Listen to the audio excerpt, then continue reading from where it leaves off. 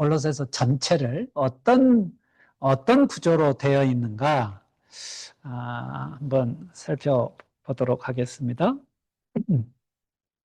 네, 이거는 뭐 제가 골로새서를 시작할 때 이미 말씀드렸습니다. 골로새서의 저자, 기록연대. 특별히 저자는 바울 혼자가 아니라 바울과 디모데라고 했습니다. 그리고 로마의 옥중에서 에베소서, 빌립보서, 골로새서, 우리 지금 보고 있는 골로새서, 빌레몬서, 이 네 권의 서신을 기록한 것으로 보입니다. 특히 주목할 것은 에베소서이죠. 자, 그리고 골로새라고 하는 도시, 에베소에서 약 160km 정도 떨어져 있고, 다시 에베소에서 서쪽으로 약 15km 정도 떨어진 곳이 이 골로새입니다. 라오디게아입니다. 그리고 히에라볼리라고 하는 곳이 또 가까이 있고요. 교통의 중심지라고 할 수 있습니다. 골로새 교회는 바울이 방문한 적은 없지만 에바브라라고 하는 인물이 아마 목회를 하지 않았나 싶습니다. 그리고 유대인들에게는 율법주의, 그리고 이방인들에게는 헬라 철학이 아주 위협적인 그런 상황이었을 것입니다. 그리고 빌레몬이라고 하는 중요한 인물이 있고요. 그래서 빌레몬에게 보내는 서신이 있죠. 빌레몬서. 이 빌레몬서를 제가 요 골로새 마치고 나서 한번 또 설교를 할 겁니다. 아마 빌레몬의 아들로 추정을 하는데요. 아키뽀라고 하는 인물이 있습니다. 나중에 이 골로새의 주교라고 그럴까요?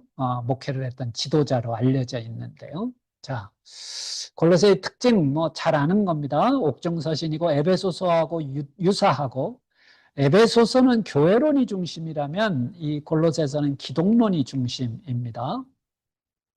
위치 이렇게 되어 있고요. 에베소서에서 골로새, 그리고 다시 15km 정도 떨어진 곳에 라오디게아가 있다 그랬습니다. 그래서 이 골로새서의 마지막 부분에 가면 이 골로새서 자체를 라오디게아 교인들도 좀 읽게 해라. 라오디게아도 보내주라는 거예요. 그리고 내가 라오디게아에 보낸 서신이 있는데 그것도 너희가 읽어라. 이제 이렇게 바울이 이야기하는 것을 알 수 있습니다. 위치, 이것은 이제 요한계시록에 나오는 소아시아 지역의 7교회인데요. 이렇게 있습니다. 골로새서의 전체 구성을 보면 1장은 1절에서 2절은 그냥 인사말입니다. 이거는 뭐 하나의 패턴인데요. 서신에 그 당시에 아마 그 당시에는 서신 문화였거든요. 요즘은 이메일 문화잖아요. 근데 그 당시에는 다 이제 모든 것들을 이렇게 서신으로 했는데 아마 이렇게 인사말을 초도에 이렇게 언급했던 걸로 보입니다. 그리고 3절에서 8절까지는 골로새 교인들을 향해서 감사와 격려를 합니다. 내가 너희들로 인해서 하나님 앞에 감사한다. 너희들을 생각할 때마다 감사한다. 그러면서 격려합니다. 그리고 9절에서 23절은 이제 본격적인 겉면에 들어가는데, 예수 그리스도가 누구신가? 이거는 뭐 너무 중요한 거죠. 예수님이 과연 누구신가? 신약 성경의 주제이기도 하죠. 신약 성경 전체가 사실 예수님이 누구신가에 대한 내용이잖아요. 특별히 이 골로새서는 그렇습니다. 그리고 이제 24절에서 29절은 그리스도의 몸된 교회에 대해서 이야기합니다. 에베소서 정도는 아니지만 골로새서에서도 이 교회가 그리스도의 몸이다 얘기를 하죠. 그리고 이제 2장으로 넘어가 보면은요, 1절에서 5절은 예수님을 다시 계속해서 설명하는 거죠. 예수님을 하나님의 비밀이다 그럽니다. 하나님의 비밀 그리스도. 자, 그리고 이제 2장 6절에서 23절, 그리스도 안에서 행하라 그러면 이제 예수님에 대해 설명하고 난 다음에 이제 너희들 예수님 안에서 거하라. 유대인들에게는 뭐야? 율법이 아니다. 이방인들 헬라인들에게는 뭐예요? 철학이 아니라 이제는 그리스도 안에서 행하라. 이것이 지난번 설교의 중요한 핵심이었습니다. 그리고 이제 오늘 우리가 함께 살펴볼 1장에서 17절, 어떻게 살 것인가. 사실 그리스도 안에서 행하라는 것도 어떻게 살 것인가이지만 더 구체적으로 우리가 구체적으로 어떻게 살아야 하는가에 대한 아주 구체적인 지침이라고 할 수 있습니다. 1절에서 17절, 이게 첫 번째. 그리고 두 번째 또 어떻게 살 것인가? 이게 18절부터 4장 6절까지 이어집니다. 그래서 저는 조금 아쉬운 거는 장을 자를 때, 장절을 자를 때, 차라리 그냥 4장 5절까지는 3장으로 포함을 했으면 어땠을까 하는 그런 아쉬움이 있습니다. 저보고 자르라면 그렇게 자랐을 것 같아요. 그리고 이제 4장으로 넘어가 보면 사실 이제 4장 7절에서 18절은 개인적인 인사와 축복이 기록이 되어 있습니다. 개인적으로 한 사람 한 사람을 이렇게 언급을 하면서 인사를 하죠. 그래서 오늘 우리가 살펴볼 것은 3장 1절에서 17절이라고 할 수 있습니다. 네, 이제 요 정도로 보고요. 그동안 골로새서를 계속 지금 설교하고 있는데 다시 한번 전체 구성을 좀 살펴보았습니다. 이제 PPT는 안 띄우셔도 될 것 같고요. 자, 여러분 3장에서는 이제 예수 그리스도를 믿는 믿음을 가진 우리가 구체적으로 어떻게 살아야 하는가에 대한 교훈을 주고 있습니다. 그런데 오늘 말씀에서 특별히 두 구절을 우리가 주목할 필요가 있습니다. 1절입니다. 3장 1절. 그러므로 너희가 그리스도와 함께 다시 살리심을 받았으면 위의 것을 찾으라. 여러분 성경을 읽을 때 그러므로라고 하는 단어를 좀 주목하라고 그랬습니다. 인과관계죠. 그죠? 예. 앞에 설명을 한 2장에서 설명을 쭉 한 다음에 그러므로라고 하면서 이제 구체적인 삶의 지침이 이제 나오기 시작하는 거예요. 그리스도와 함께 살리심을 받았으면 뭐예요? 그리스도를 믿었으면, 너희가 그리스도를 구주로 영접하였으면 이제 이렇게 살아야 된다는 거예요. 이게 이제 5절에도 가보면 5절에도 그러므로 땅에 있는 지체를 죽이라 그러죠. 이제 구체적으로 너희가 예수를 주로 믿었으면, 예수를 믿는 사람이라면, 그리스도인이라면 이제 위의 것을 찾아야 되고, 또 뭐예요? 땅에 있는 주체를 죽이라 그럼. 그리고 8절에도 가보면은요, 8절 이제는 너희가 이 모든 것을 벗어버리라 그럼. 그리고 12절에 가면 역시 이제 중요한 내용이 나옵니다. 12절 그러므로 너희는 하나님이 택하사 거룩하고 사랑받는 자처럼, 이렇게 얘기합니다. 다 같은 내용입니다. 예수님을 믿기로 작정한 사람, 예수님을 구주로 영접한 사람, 예수님을 주인으로 모신 사람, 우리 그리스도인은 어떻게 살아야 하는가에 대한 내용입니다. 그냥 내가 명목상 나는 이제 예수님을 믿는 사람이요 라고 그냥 고백만 하는 것이 아니라 이제는요 이런 삶을 살아야 된다는 권면이기도 하고 명령이기도 합니다. 그것을 오늘 우리 잠깐 살펴보도록 하죠. 1절에서 11절까지만 먼저. 이렇게 살아서는 안 된다는 거예요. 위의 것을 생각하고 땅의 것을 생각하지 말라고 그럽니다. 위의 것을 생각하고, 위의 건 뭐예요? 하나님 나라죠. 하나님 계신 곳입니다. 우리 이 땅의 것을 생각하지 말고 우리가 장차 가서 영원히 살게 될 하나님 나라를 생각하라는 거죠. 그러면서 5절에서는 그러므로 땅에 있는 지체를 죽이라 그럼. 땅에 있는 지체. 이게 땅에 있는 지체가 뭐냐? 이게 설명이 나오죠. 음란, 부정, 사욕, 악한 정욕, 탐심, 이렇게 나와. 특별히 강조하는 게 탐심입니다. 탐심. 음란함, 이거는 뭐 성적인 부도덕이죠. 그리고 부정함, 이걸 불순함이라고도 번역이 되고요. 악한 정욕, 예. 그리고 욕심은 악한 욕망. 그리고 숭배나 다름없는 탐욕, 탐심은 우상숭배다 그러는데, 이것을 어떤 번역에서는 우상숭배나 다름없는 탐욕이다. 탐욕이라는 게 우상숭배하고 같다는 거예요. 그만큼 이 탐욕에 대해서 강조하는 것을 알 수 있습니다. 자, 하나, 둘, 셋, 넷, 다섯이죠? 그리고 나서 8절에 가보면 이번에는 표현을 5절에서는 땅에 있는 지체라고 표현을 하는데 8절에서는 우리가 벗어버려야 할 것을 이야기합니다. 그러니까 다 같은 의미예요. 우리가 이렇게 살아서는 안 될 것이에요. 죽여야 할 것 혹은 벗어버려야 할 것. 이 모든 것을 벗어버리라 그러면서 어떤 것들을 벗어버리라고요? 분함과 이 분함과 노여움과 악의와 비방과 너희 입에 부끄러운 말 역시 5가지입니다. 그러니까 5가지 이렇게 이야기를 하죠. 분함 이거 뭐 분노라고 할 수 있습니다. 노여함 격분하는 것, 악의 이거는 비열함으로 볼 수도 있습니다. 그리고 비방하는 것, 뭐 다른 사람을 비방하는 것, 비판하는 것, 그리고 부끄러운 말, 너희 입에 부끄러운 말이다 그러는데 이것은 수치스러운 말 혹은 음담패설. 아마 이 음담패설은 아마 옛날 이 시대 사람들도 아마 이렇게 많이 했던 모양이에요. 그래서 이렇게 5절하고 8절 이렇게 하면은 거의 10가지 정도가 됩니다. 근데 우리 기독교에서는요, 본래,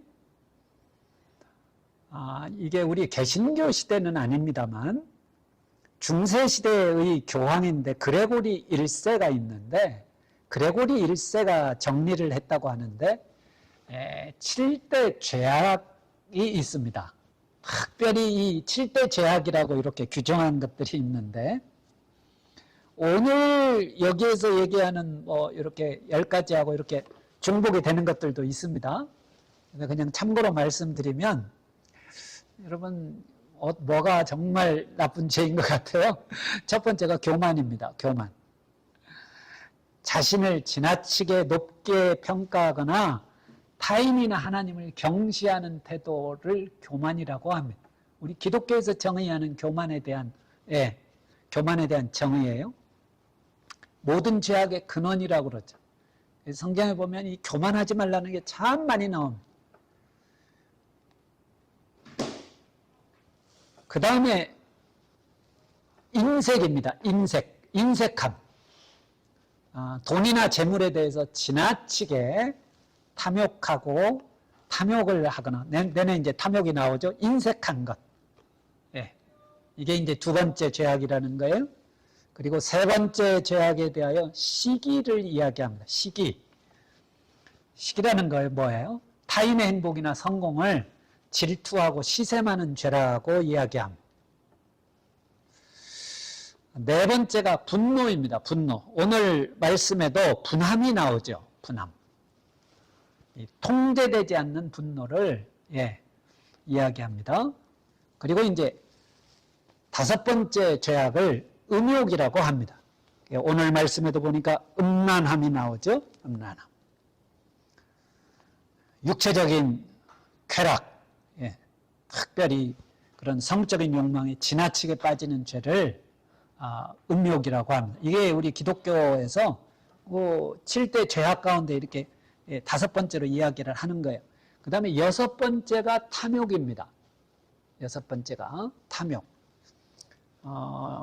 이 탐욕에 대해서 설명할 때는 그렇게 이야기합니다. 음식이나 술에 대하여 지나친 욕망, 폭식, 과음하는 것. 과음하는 것. 지나치게 술을 많이 마시는 것. 아마 이 중세시대 때도 이런 사람들이 많이 있었다는 거죠. 자, 그 다음에 6개를 했네요. 그쵸? 6개.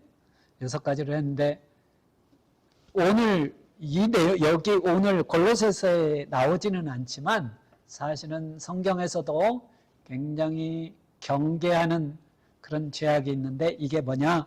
나태함입니다. 나태함. 우리말로 게으름이라고 하죠. 해야 할 일을 미루거나 의무를 게을리하는 죄를 말합니다. 저희가 지금 예배를 우리 열린교회 교육관에서 드리고 있는데요. 우리 열린교회 전에 담임 목사님이셨던 김남준 목사님께서 쓰신 책 가운데 하나가 게으름이라고 하는 책이 있습니다. 이 책이 아주 많은 사람들에게 널리 읽혔는데 참 좋은 책입니다. 여러분도 기회가 되시면 한번 읽어보시면 좋습니다. 근데 이 게으름이 중세 때 우리 교회에서 기독교 7대 죄악으로 규정했던 그 가운데 하나입니다. 근데 이 7가지 외에 정말 들어가야 되는데 포함이 되지 않은 것 하나가 있습니다. 제가 볼 때는 그래요. 이건 꼭 들어갔어야 되는데 왜 이거를 안 넣었을까? 오늘 말씀에도 사실은 이제 등장을 함. 5절, 8절에는 나오지 않지만 특별히 한 절 더 추가를 하면 9절에 보면 나옵니다. 9절에. 9절에 어떻게 있죠? 너희가 서로 거짓말을 하지 말라.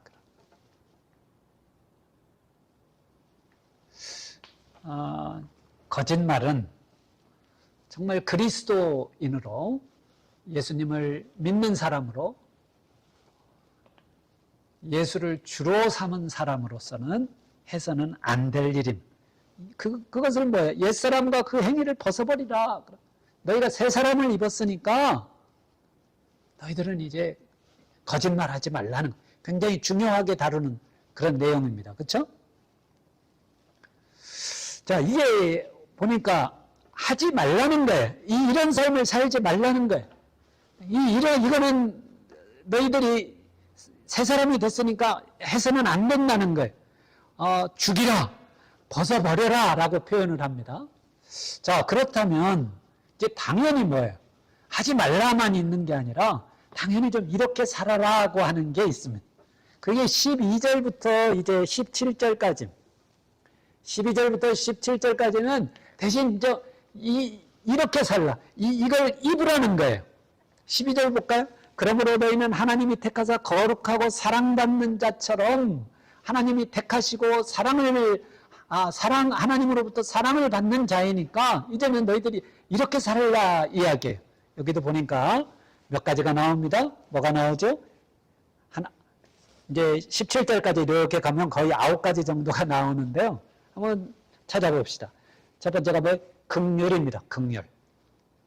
긍휼이라는 게 뭐죠? 불쌍히 여겨주는 거죠. 상대방을 긍휼히 여길 줄 알아야 돼요. 좀 이게 오늘 우리 시대에도 특별히 필요한 것 같습니다. 경쟁 사회에서 경쟁이 치열하다 보니까 긍휼을 찾아보기가 참 어려운 것 같아요. 그렇지 않습니다. 하나님은 긍휼의 하나님이에요. 우리가 하나님의 부르심을 받은 자, 하나님의 사람으로 우리도 긍휼한 자가 되어야. 그 다음에 뭐죠? 자비가 나옵니다. 자비. 이 자비는 사실 불교에서 많이 강조하는 그런 내용입니다만은 이게 성경에서도 이렇게 중요하게 언급을 하고 있습니다. 자비. 다른 사람에게 자비를 베풀라고 그러잖아요. 다른 사람을 불쌍히 여기는 것이 긍휼이라면 다른 사람을 돕고 하는 것이 자비입니다. 그 다음에 뭐죠? 겸손입니다. 겸손. 겸손의 반대는 교만입니다만은 우리가 겸손해야, 특별히 우리 예수를 믿는 사람들은 겸손해야 합니다. 겸손으로 허리를 동여야 합니다. 베드로 사도도 서로 겸손으로 허리를 동이라 그렇게 권면합니다. 반드시 늘 해야 되는 것이 허리를 동이는 것 아니겠습니까? 그 다음에 뭐죠? 온유가 나옵니다. 온유함. 그 다음에 뭐예요? 오래 참음. 오래 참음은 인내죠. 이걸로 입으라, 옷 입으라. 그러니까 앞에 것과 대조가 됐죠. 벗어버릴 것. 분함과 노염과 악의와 비방과 부끄러운 말 이런 것들은 벗어버리고 대신 긍휼과 자비와 겸손과 온유와 오래 참음을 옷 입어라. 근데 이것만 나오는 게 아닙니다. 13절에 가보니까 뭐에 대해서 이야기하냐면 용서에 대해서 이야기를 합니다. 용서해라. 피차 용서하되 주께서 너희를 용서한 것 같이 너희도 그리하라. 주님께서 우리를 용서해 주신 것 같이 우리도 서로 용서해라. 말세의 특징이 뭡니까? 마지막 시대의 사람들의 특징이 잘 용서하지 않는 것.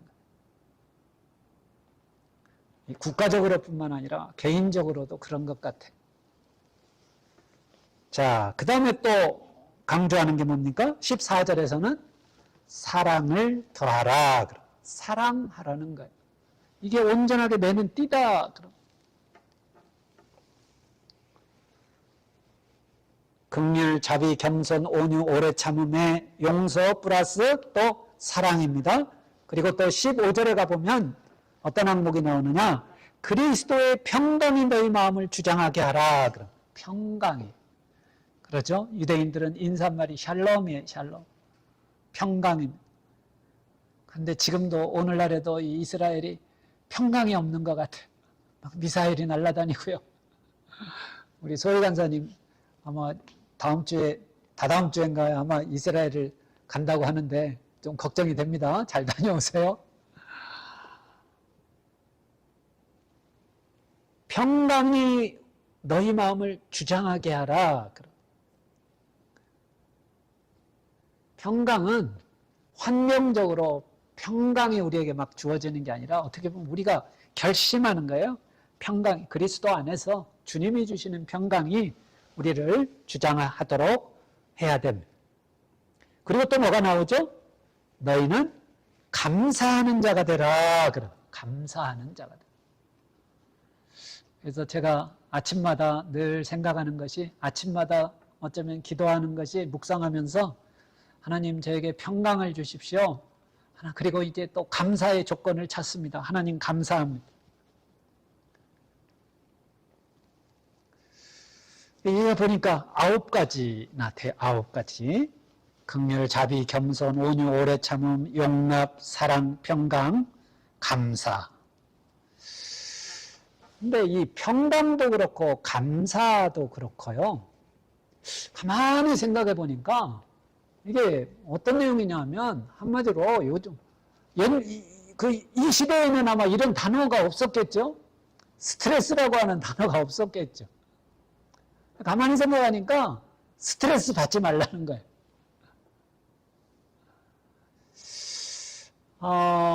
어제 제가 신방을 했는데요. 한 형제를 만났습니다. 한 형제를 만났는데 한 달 전에, 꼭 한 달 전에 5월 23일인가요? 한 자매가 참 귀한 자매였는데요. 한 자매가 전에 외환은행에 근무하던 자매인데 투병하다가 5월 23일 날 소천을 했습니다. 그래서 연락을 해서 그 남편을 좀 만나서 위로를 했습니다. 남편을 사실 뭐 처음 만났는데요. 저도 처음 만났는데 참 마음이 아프더라고요. 딸 20살 된 딸 하나를 남겨두고 자매가 하나님의 부름을 받았습니다. 그래서 옛날에 이 자매가 이렇게 찍어놨던 사진을 이렇게 가지고 나왔더라고요. 그래가지고 2000년도, 2001년도에 저도 같이 이렇게 찍은 사진이 좀 몇 장 있더라고요. 근데 이야기를 하다가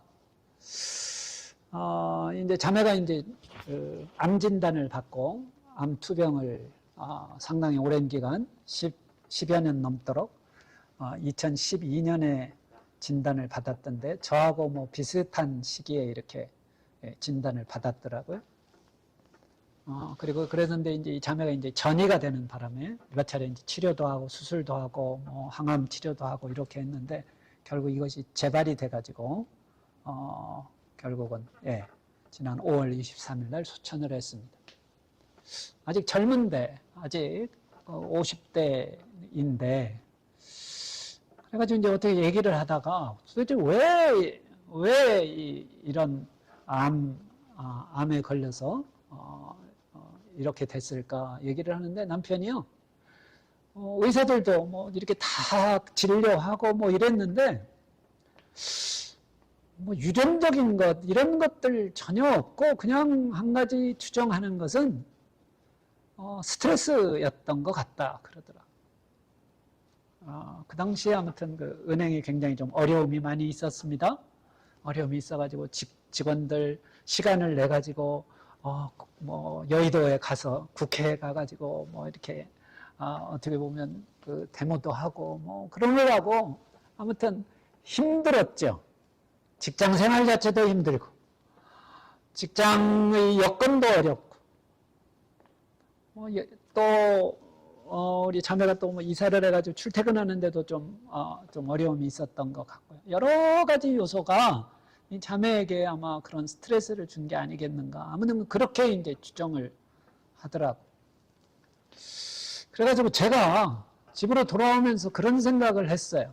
성경에서 유독 많이 성경에서 강조하고 우리에게 권면하는 게 오늘도 그렇잖아요. 오늘 말씀에도 너희들 평강해라. 평강이 너희 마음을 주장하게 하라 그러죠. 또한 감사하는 자가 되라 그래. 감사하는 자가. 이게 사실 하나님께서 우리에게 부담을 주시려고 하는 게 아니잖아요. 사실 하나님께서는 우리가 잘 되기를 원하시고 하나님 우리를 이렇게 괴롭히려는 분이 아니잖아요. 왜 하나님께서 이렇게 유독 평강을 주장하실까? 평강을 원하실까?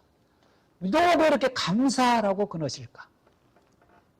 가만히 생각하니까 여러분 그리스도의 평강이 우리 마음을 주관하고 또 늘 감사를 하려고 하면 스트레스가 덜해지죠. 스트레스 받지 않는 방법 가운데 하나가 그리스도의 평강이 우리 마음을 주관하고 범사에 감사하는 삶인 줄로 믿습니다. 그래서 오늘 이 말씀 꼭 기억하셨으면 좋겠어요. 여러분 우리가 믿음의 사람으로 예수 그리스도를 이제 따르는 사람으로 어떤 삶을 살아야 되는가? 벗어버려야 할 것이 있습니다. 땅에 있는 지체, 음란과 부정과 욕심, 악한 정욕, 탐심 이런 것들은 벗어버리고요. 또 분함과 노염과 악의와 비방과 수치스러운 말 이런 것들은 벗어버리고 대신 우리가 입어야 할 것 오늘 9가지 꼭 기억했으면 좋겠습니다. 다시 한번 이 9가지 한번 기억해 볼까요? 긍휼, 자비, 겸손, 온유, 오래 참음, 용납, 그리고 사랑, 그리고 평강, 감사. 이 9가지 꼭 기억하시고 한 주간 동안 정말 저와 여러분 삶 가운데 그리스도의 평강이 우리를 주장하고